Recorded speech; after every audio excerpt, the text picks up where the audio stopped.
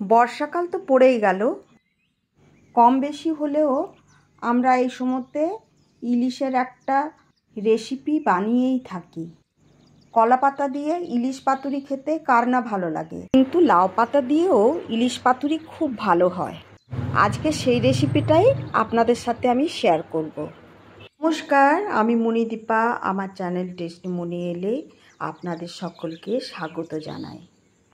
এখানে আমি একটা মশলা বানিয়ে নিব।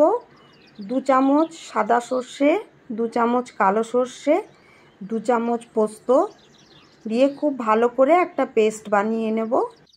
ইলিশ মাছগুলির মধ্যে নুন হলুদ মাখিয়ে পুরো পেস্ট যেটি বানিয়ে রেখেছিলাম সেটিও দিয়ে দেব।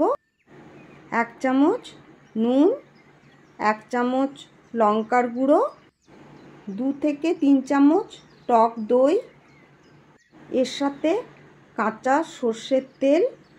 সব উপকরণগুলি ইলিশ মাছের সাথে একসঙ্গে মিক্স করে ভালো করে মেখে নিতে হবে। ইলিশ মাছের মিশ্রণটি আধা ঘন্টার মতো রেস্টে রেখে দেব।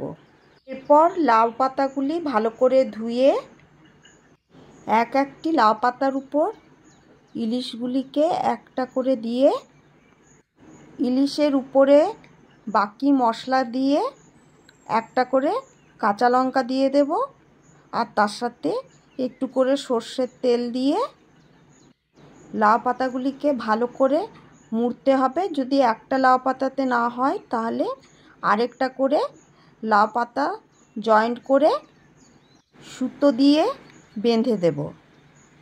তেলে ভেজেও এই পাতুরি করা যায়, কিন্তু এক্ষেত্রে আমি জলের মধ্যে একটা ছাঁকনি বসিয়ে তার মধ্যে পাতুরিগুলি দিয়ে ভাপিয়ে নিয়েছি। 20 মিনিটের মতো ভাপিয়ে নিলেই হবে। লাউ পাতা ইলিশ পাতুরি তৈরি হয়ে গেছে। সুতোগুলিকে কাঁচি দিয়ে কেটে দেব। লাউ পাতা সরিয়ে দেখুন কি সুন্দর আমাদের ইলিশ পাতুরি তৈরি হয়ে গেছে।